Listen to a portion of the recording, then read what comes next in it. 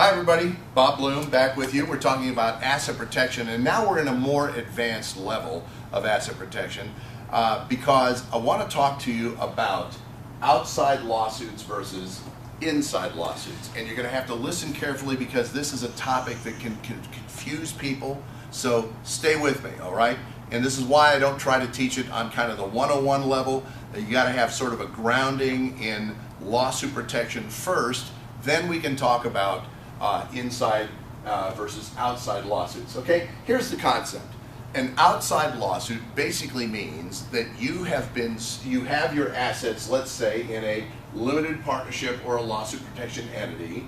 Something happens outside of the limited partnership. In other words, you own stocks, your home, you own real estate, rental properties, you have a business, but the lawsuit arises from nothing related to any of these. Let's say you're just driving home in your personal car and you get in a terrible accident, heaven forbid, and you're sued because of the accident, all right? That is considered an outside lawsuit because the source of the lawsuit comes from outside of any assets inside the limited partnership. I hope that's clear. And the result is that you are protected by the charging order. If you remember, the charging order is the exclusive remedy in a number of states. When a limited partner is sued, they get the plaintiff or the judgment creditor only gets a charging order, all right? Which means they get no assets, they get no income, and they may get a tax bill on the income that they never receive, all right? That's the best of all worlds. Now, if we're going to contrast this, though, with an inside lawsuit, an inside lawsuit means, let's say you own rental properties or other real estate in the limited partnership, and there's a slip and fall on the real estate, and they sue the owner of the real estate, which is the limited partnership. This is now considered an inside lawsuit because it arises from an asset which is owned inside the limited partnership. And folks, here's the bad news. There is no entity anywhere that will protect from an inside lawsuit. When an inside lawsuit strikes, you can lose everything in that entity, all right? That's the reality. This is the reason that we don't put all of our eggs in one basket, even when that basket is a lawsuit protection entity. We're not going to do that. We're going to want to separate assets, and in particular, separate safe assets from dangerous assets. We'll get to that in just a minute. So let's say, by example, by way of illustration, we own 4 rental properties, all right? The question is, if there is a lawsuit just like this, we own these assets, let's say in our name or joint ownership, and there's a lawsuit on one, the typical result would be that we lose all 4 properties because we own them in the same way. In other words, those eggs are all in one basket, and that basket is our name or joint ownership of some kind. All right, so if we own assets just in our name, we can lose everything we have. So the better approach is to own these assets in a lawsuit protection entity of some kind. In other words, this might be a limited partnership, it might be an LLC, a properly set up LLC. If there is a slip and fall, an accident due to your negligence in one of these, then the result is they could sue and take this asset in the one lawsuit protection entity, but the rest of these assets would be protected, all right? That is a much better result. So the question is, how many lawsuit protection entities should we use?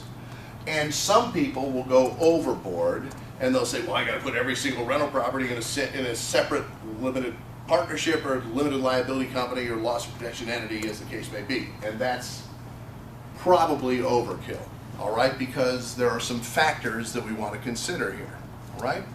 One of those factors is how much equity do we actually have in each one of these properties?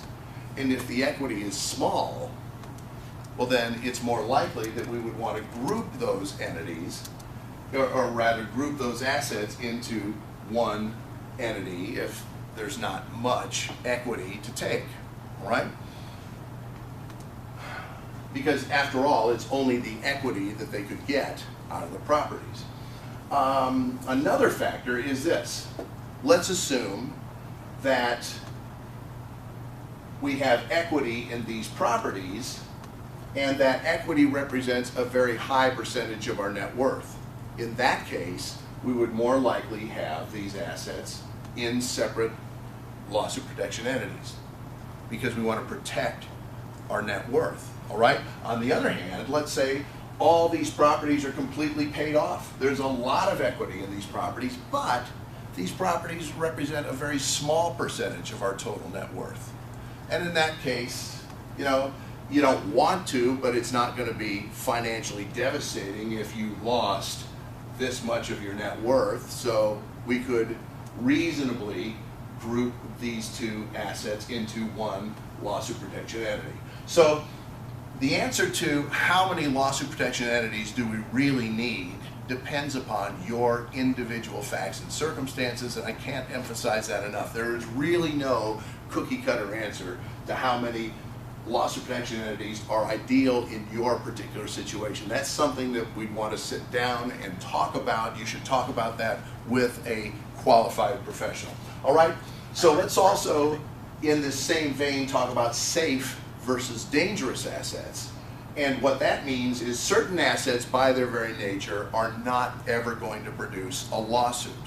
Other assets, by their very nature, are much more likely to produce a lawsuit.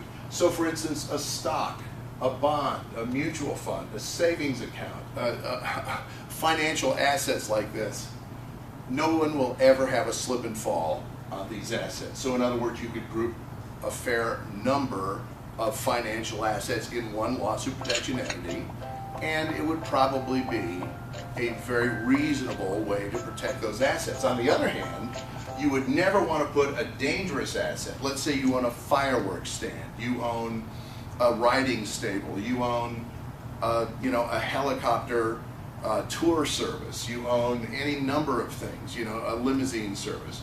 You wouldn't want to group dangerous assets with safe assets. You own real estate, which is a dangerous asset in and of itself. You wouldn't put real estate in the same lawsuit protection entity with your financial assets.